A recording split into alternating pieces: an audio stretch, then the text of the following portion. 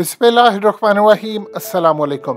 आप जानते हैं कि कल रात को पंजकोर और नौशकी में जो हमला हुआ, ये एक हमला नहीं था, ये इतना बड़ा प्लान था कि आप पिछले सारे पाकिस्तान में आज तक किए गए हमले शायद भूल जाते अगर आपकी इंटेलिजेंस एजेंसियां, आपके एसएससी कमांडोज, आपके ऑफिसर्स, आपकी फौज बर वक्त वो काम ना करती जो कल रात को किया उन्होंने। अगर खुदा ना खास्ता ये हमला कामयाब होता तो याद रखिए, ना तो आज प्राइम मिनिस्टर का विजिट होता चाइना का, हमारी चाइना के साथ दोस्ती दांव पर लगती और उसके बाद मामला काफी खराब होते। प्लान ये हुआ कि तकरीबन पाकिस्तान में 6 से 7 हमले करने थे। अब ये जो 6 से 7 हमले करने थे वो इतने खतरनाक करने थे कि इसमें कम से कम इनका प्लान था कि हम मुख्तलिफ जगहों पर करें। इस वीडियो की अहम डिस्कशन चलती रहेगी, लेकिन इससे पहले आप वीडियो को लाइक करें, हकीकत टीवी को सब्सक्राइब कर लें और बेल आइकन पर ज़रूर क्लिक करें। और पाकिस्तान में तकरीबन 30 से 50 हमारे जो ऑफिसर्स हैं, एफसी के हों या दूसरे हों, उनकी शहादतें हों।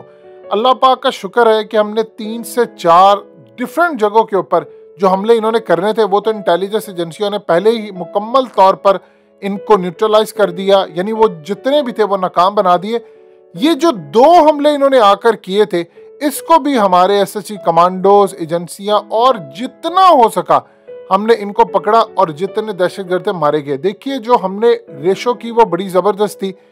अगरचे कि हमारा एक सिपाही शहीद हो गया और हमारा एक जख्मी भी हुआ, लेकिन इस सूरत हाल के बावजूद आपने बड़े हमले रोके। अब प्लान क्या था? देखिए, हुआ यूँ है, काफ़ी अरसे पहले पुतिन ने मोदी को कहा था कि मैं तुम्हारे मामला तय करवा देता हूँ शी जिनपिंग के साथ, बैठकर आप तय करो, आप बीजिंग ओलंपिक्स के अंदर जाओ, वहाँ पर जाकर आपकी मुलाकात होगी और चीज़ें बेहतर हो जाएंगी। ये जो आपके मामला है हल नहीं हो रहे, और चाइना भी ये चाह रहा था। और चाइना का प्लान ये था कि अगर मोदी आता है तो वो एक अच्छी खासी लचक दिखाने को तैयार हैं, जो कि वो पहले नहीं दिखा रहे थे। उसकी वजह ये है कि अमेरिका ने कहा था कि हम इसका बाइकआउट करें, यूरोप कर रहे हैं। तो इस सूरत हाल में जो प्लान उनका बना तो उसमें ये चीज़ शामिल थी। मोदी ने अमेरिका की वजह से जाने से इनकार कर दिया। इन्होंने काम ये किया कि इमरान खान को बुला लिया, मोहम्मद बिन सलमान को बुला लिया, यूएई के क्राउन प्रिंस मोहम्मद बिन ज़ायद को बुला लिया, कतर के अमीर को बुला लिया, पुतिन को बुला लिया और दीगर ममालिक के सरबराहान को बुला लिया। अब प्लान ये था कि इमरान खान ने वहाँ जाना था, वहाँ पर जाकर लीडरान से मुलाकातें थी और एक बड़ा जैसे था, यानी जहाँ पर कभी मोदी खड़ा होता था वहाँ इमरान खान ने जाना था। भारत से ही चीज़ हजम नहीं हो रही थी। देखिए, ये जो बीएलए के पास उनके जो खुदकुश बम्बार आए हैं, इनके पास तो कभी थे ही नहीं। ये तो हमला करते थे घात लगाकर और उसके बाद चढ़ दौड़ते थे। ये पहली मर्तबा ऐसी सूरत हाल कुछ अरसे से आनी शुरू हुई है कि टीटीपी से इन्होंने खुदकुश हमलावर उधार लिए हैं और ये डील करवाई थी भारत ने, और अमेरिका की इंटेलिजेंस एजेंसी इसमें शामिल थी। अब इस सूरत हाल में प्लान था कि इतनी शहादतें यहाँ पर हो जाती कि इमरान खान को अपना दौरा कैंसिल करना पड़ता, और खुदा न खास्ता अगर ये कामयाब होता तो डेफिनेटली बात है, देखिए आपके मुल्क में शहादतें हों तो आप नहीं वहाँ पर जा सकते।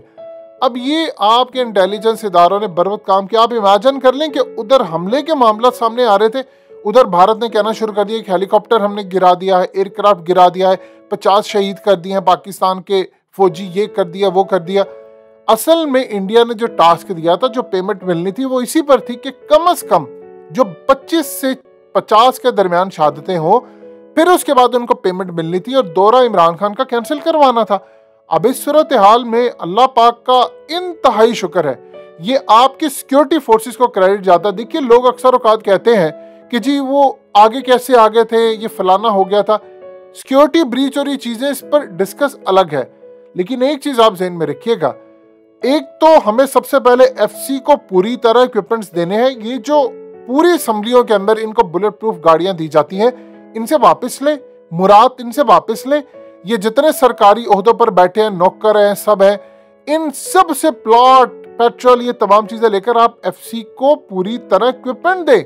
वहाँ पर उनको अर्ली वार्निंग सिस्टम के लिए चीज़ें दें, उनको आपने हथियार देने हैं, उनको बुलेट प्रूफ गाड़ियाँ देनी है ताकि कोई हमला ना उन पर हो पाए।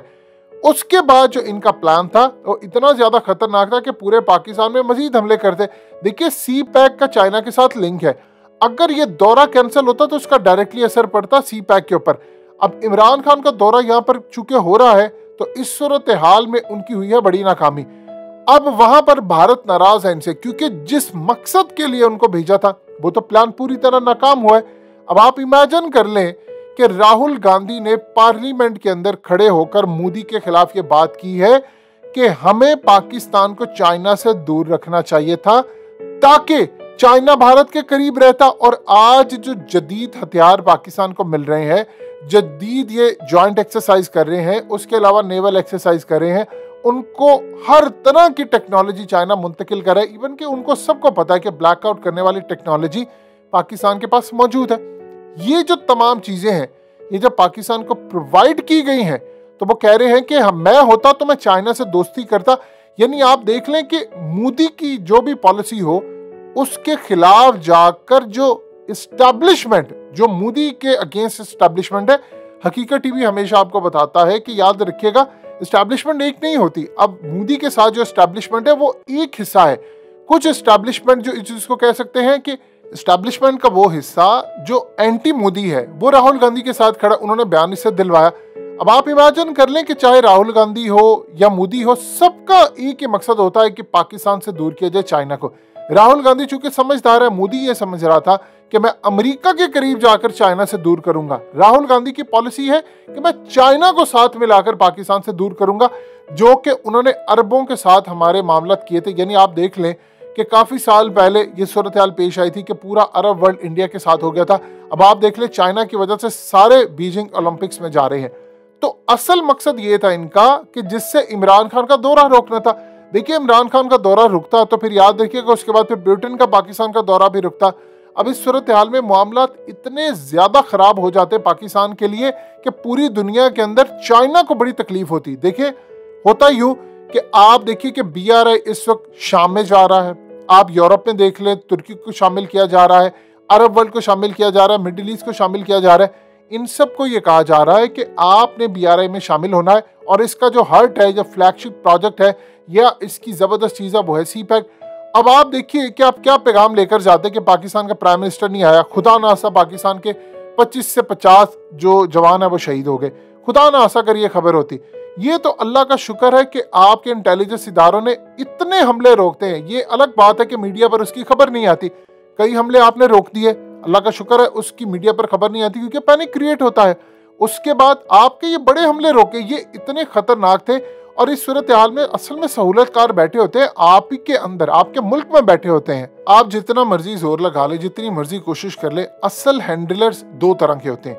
एक तो पाकिस्तान में सहूलतकार है और दूसरा भारत और अमेरिका की इंटेलिजेंस एजेंसियां, ये वो काम कर रही हैं। सो इस सूरत हाल के अंदर अल्लाह का शुक्र है आपने ये जो विजिट है ये बचाया है। और सोचिए उसके बाद वहां पर क्या मामला होता, मोहम्मद बिन सलमान, MBZ ये सारे गए थे। अमेरिका आज क्यों परेशान है?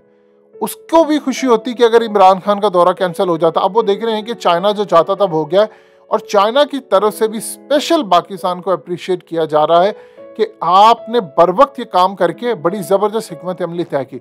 अगले कुछ अरसे के अंदर चाइना पाकिस्तान को मजीद टेक्नोलॉजी देगा जिससे BLA से लेकर तमाम जितनी चीज़ें हैं इनको आप मॉनिटर कर सकते हैं। इनके लिए आप तमाम चीज़ें रखेंगे ताकि आप इंडिया और इनकी प्रॉक्सीज का मुकाबला कर सकें।